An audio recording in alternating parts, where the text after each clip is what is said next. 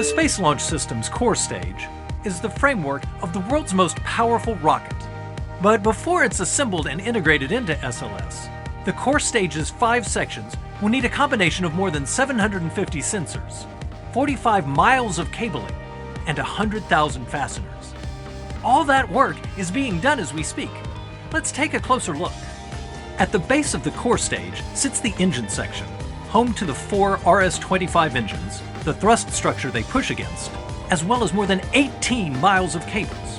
Because of this section's complexity and the extreme temperatures and vibrations it will experience, nearly 500 sensors are being installed in the engine section to monitor conditions.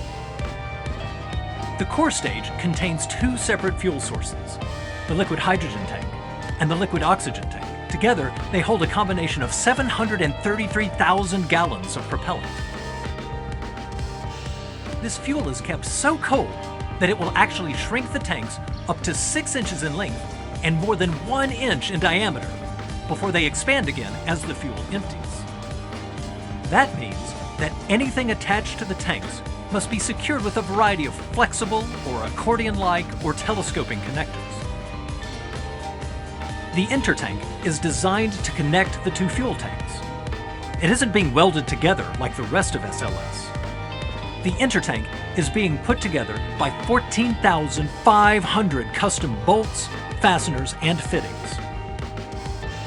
The brain of SLS is in its forward skirt section.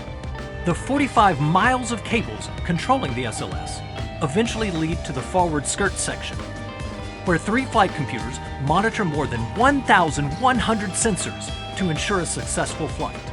Power for the computers and other core stage electronics is provided by 4 lithium-ion batteries. Each is about the size of an average car battery and provides about 1.8 kilowatts of power for the rocket's 10-minute mission.